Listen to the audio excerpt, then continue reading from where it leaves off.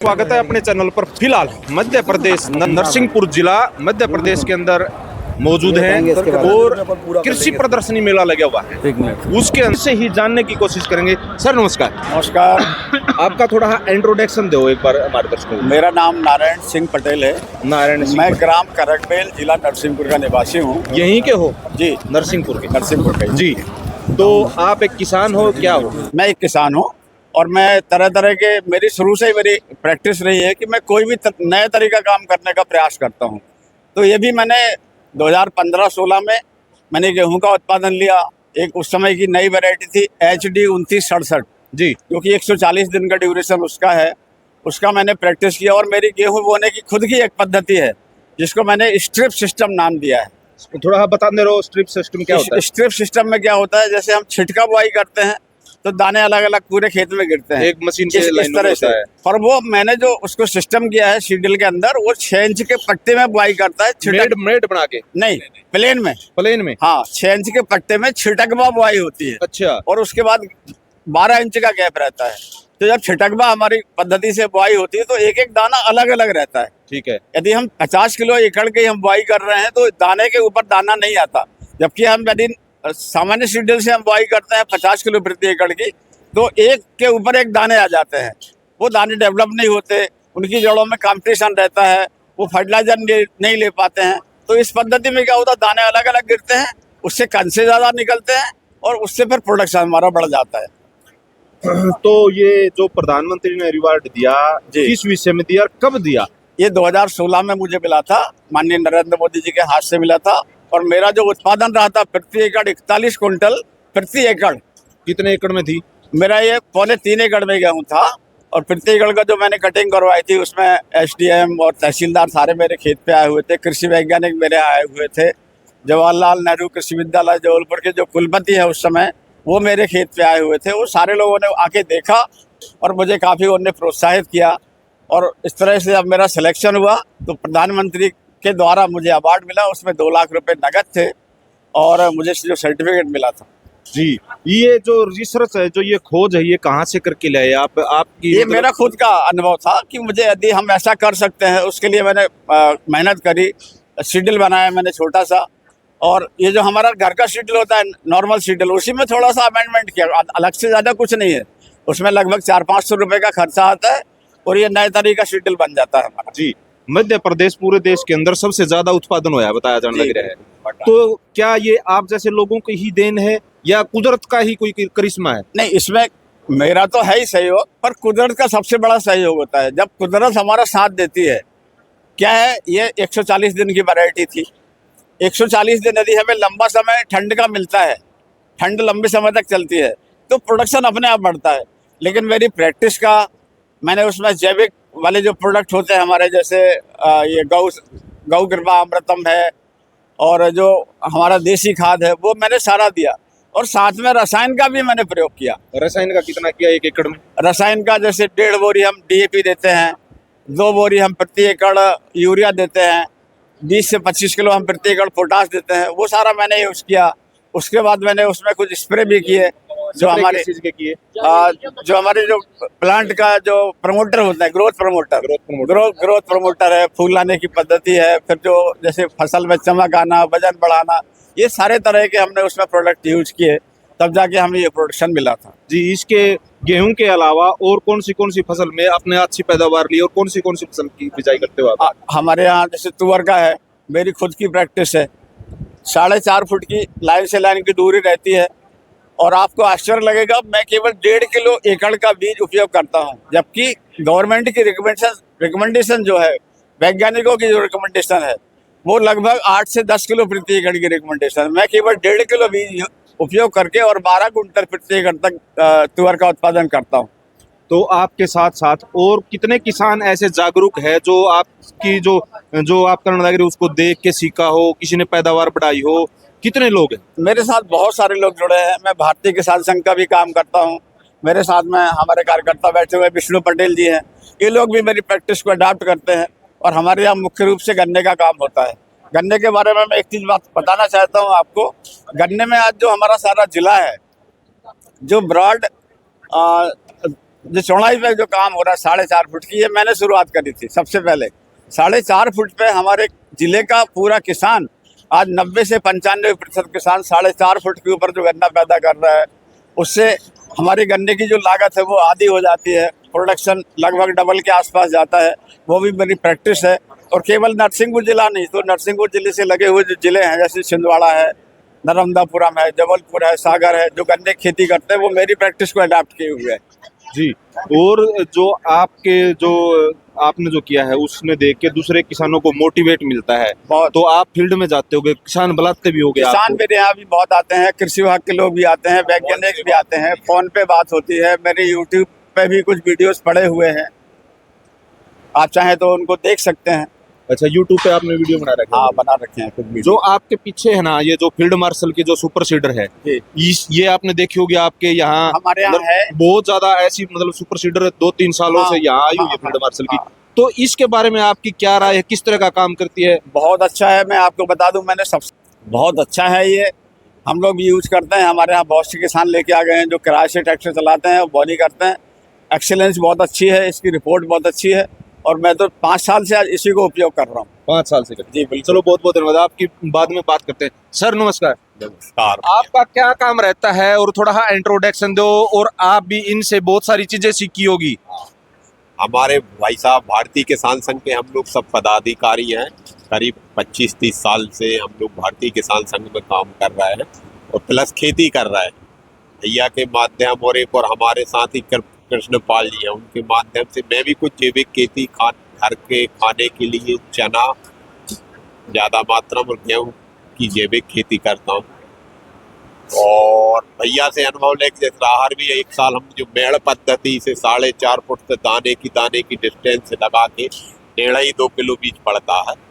हाँ, उसमें उत्पादन भी अच्छा मिलता है और दवाई मतलब अपन उसमें जो काम करते उसमें भी अपने को सही दिक्कत कम होती। और जो ज़्यादा जो 10 किलो की एकड़ बार में तो वो सीधा कूता वाली इसको हाथ से लगाना पड़ता। बढ़िया मार्गदर्शन ले काम भी करते हैं, और बहुत से लोग भैया के माध्यम से, और हम लोग भी करते हैं। जैसे जैविक में कृष्णपाल जी है एक हमारे साथ ही, उनके माध्यम से भी हम कई प्रकार की जैविक घराई बना के जैविक खेती भी कर रहा है। खाने के लिए तो कर रहा है, खाने के लिए। और गौमूत्र में ऐसा बनाया है मैंने, गाय जो रखे हैं 4-5 कर दो ना भाई, मूत्र निकल या गौमूत्र हम पहले तो हम ट्यूबवेल की ग्रेवल डलती उसमें से डाल के, और अब बाद में वेंचुरी आगे उसके माध्यम से गौमूत्र वगैरह पूरी खेती में देते। रासायनिक खाद भी हम कम देते, ज़्यादा नहीं। सर एक दो सवाल और रहेगा आपसे। यहाँ मध्य प्रदेश का तो मेरे को मालूम नहीं है, हरियाणा पंजाब के अंदर जमीन पे किसान घाटे का सौदा मानने लगे खेती को। जी। क्या आप बता सकते हो ये जो खेती बाड़ी है घाटे का सौदा है या मुनाफे का? नहीं, घाटे का सौदा बिल्कुल नहीं है। मैं एक उदाहरण आपको देना चाहूँगा। हमारे यहाँ पास में एक गांव है, जबलपुर जिले में लगा हुआ है। उस व्यक्ति के पास खुद की 1 इंच जमीन नहीं है, और वो 100 एकड़ जमीन लीज पर लेकर के खेती कर रहा है। मुझे ये बताइए, जो आदमी 40,000 रुपये एकड़ जमीन लीज पर लेकर खेती कर रहा है और वो फायदे में है, लाभ में है, तो हमारी खुद की जमीन कैसे घाटे में जा सकती है? आप खुद आश्चर्य करोगे। मतलब इतना बड़ा एरिया वो लीज पर लेकर के और खेती कर रहा है, तो निश्चित रूप से हम मानेंगे कि हमारी खेती लाभ दे रही है, तब तो हम कर रहे हैं। और आज जो खेती है उसकी जो क्रॉप इंटेंसिटी है वो लगभग 300% हो गई है। इवन 400% क्रॉप इंटेंसिटी से भी खेती कर रहे हैं लोग। जी, हरियाणा के अंदर और देने से, और यहाँ मेरे हिसाब से खाद की मात्रा कम रहती है। और पोल्यूशन देखे तो नाम मात्र है, पोल्यूशन वहाँ पर बहुत ज्यादा है। हर तरह का मौसम है, हर तरह का मौसम है। यहाँ मेरे हिसाब से ठंड तो ज्यादा होती नहीं, नॉर्मल टेम्परेचर रहता है, तो उसका भी कुछ प्रभाव रहता होगा फसल में, मतलब ज्यादा। अब भाई साहब, मैंने जहाँ तक पंजाब के बारे में सुना है, पेपर में पढ़ा है, या कई बार टीवी में हमारे साथी लोगों से बातचीत होती रहती है। जैसे हमारे जो राष्ट्रीय कार्यक्रम होता है भारतीय किसान संघ के, वहाँ भी हम जाते हैं, तो उन किसानों से ही मुलाकात होती है जो पंजाब से आते हैं, हरियाणा से आते हैं। मेरे कुछ दोस्त भी हैं हरियाणा में, पंजाब में। तो जब उनसे बात होती है तो उनका कहना ये है कि हमारे यहाँ खेती बहुत अच्छी है, बहुत अच्छा मेहनत करने वाले लोग थे, लेकिन फर्टिलाइजर का, पेस्टिसाइड का, खरपतवार नाशियों का बहुत अधिक प्रयोग करके हमने अपनी खेती को बंजर कर लिया। तो निश्चित रूप से जब तक हम प्राकृतिक खेती की तरफ नहीं लौटेंगे, जब तक हम सफल नहीं हो पाएंगे। मेरा ऐसा मानना है कि प्राकृतिक खेती को हमको जोड़ के करना पड़ेगा, जब ही हमें सफलता मिलेगी। कैसे कैसे करें प्राकृतिक खेती? ये जो किसान देखने लग रहे, इनको थोड़ा सा मतलब खुल के बताइए। प्राकृतिक खेती जो बंजर जमीन होगी, जो खराब होगी, जो पैदावार होगी, उसको कैसे प्राकृतिक? मैं एक और उदाहरण देना चाहूंगा आपको। आपने अपने देश में राजस्थान जो एरिया है, जहाँ पर पूरा मरुस्थल है, जहाँ पर केवल रेत ही रेत है, रेत में भी लोगों ने प्राकृतिक खेती करके वहाँ केंचुआ का बढ़ा के उत्पादन, जैसे हमारा जो गौमूत्र से बनने वाले और गौ के गोबर से जो बनने वाले प्रोडक्ट है वो यूज करके वहाँ केंचुआ उत्पन्न किए। केंचुओं के द्वारा नीचे से मिट्टी ऊपर लाई और वो रेत में अनाज पैदा कर रहे हैं। तो हम तो मिट्टी में बैठे हैं और हमने मिट्टी से, जो हमारा सबसे बड़ा साथी था केंचुआ को हमने ख़त्म कर दिया रसायन डाल के, और हमने खरपतवार नाशी डाल के, यूरिया डाल के। तो जब तक हमारे ये प्राकृतिक साथी हमारे साथ नहीं होंगे, तब तक हम कुछ कर नहीं पाएंगे। और ये सब करने के लिए जब तक हम गौमूत्र और गौ के गोबर का हम उपयोग नहीं करेंगे, तब तक हमें सफलता मिलने वाली नहीं है। तो गौ आधारित खेती में जब हम जाएंगे, तभी हमें सफलता मिलेगी। उसके अलावा हमारे पास कोई विकल्प नहीं है। जी, यहाँ पर नेट हाउस, पोली हाउस भी स्टार्टिंग हो गया कुछ सालों से, हम देखने को मिले आते हुए रास्ते में। तो क्या उस तरह की खेती भी की जा सकती है? प्रॉफिट अच्छा मानने लग रही है उसमें? बिल्कुल, मैं उस तरह की खेती में मैं बाहर भी देख के आया हूँ। मैं विदेश भी गया हूँ, मैं इजराइल भी गया हूँ, मैं हॉलैंड भी गया हूँ। मैंने उधर भी खेती देखी। उधर भी पाली हाउस, बल्कि पाली हाउस नहीं, उधर ग्लास हाउस होते हैं। और दुनिया की यदि सबसे ज्यादा ग्लास हाउस की आप बात करोगे तो केवल नीदरलैंड में है। यदि आप ग्लास हाउस की खेती की बात कर रहे हो या पॉली हाउस की बात कर रहे हो, तो पॉली हाउस में आवश्यक नहीं है कि आप केवल रसायन के आधार पर खेती करोगे। ग्लास हाउस में, पॉली हाउस में भी हम गौ आधारित खेती कर सकते हैं। और मनुष्यों के लिए जो बिल्कुल एकदम बहुत अच्छे प्रोडक्ट हैं, जो कभी किसी तरह का नुकसान नहीं करने वाले, ऐसे प्रोडक्ट हम पैदा कर सकते हैं और बहुत अच्छा लाभ पैदा कर सकते हैं। उन प्रोडक्ट को बेच के उन्हें हम एक्सपोर्ट भी कर सकते हैं और ज़्यादा लाभ हम कमा सकते हैं। जी, हरियाणा के अंदर फेमस है MP की गेहूं। जी, पता नहीं वो कौन सी वैरायटी है। क्या सच में यहाँ पर प्राकृतिक खेती की जाती है, बगैर कम खाद की जाती है, बगैर दवाइयों की जाती है? ऐसा हरियाणा के लोगों का मानना है। क्या वो सच है या गलत है? बिल्कुल सही बात है। और ये जो MP के गेहूं की बात होती है, वो नरसिंहपुर की तो नहीं कह सकता मैं।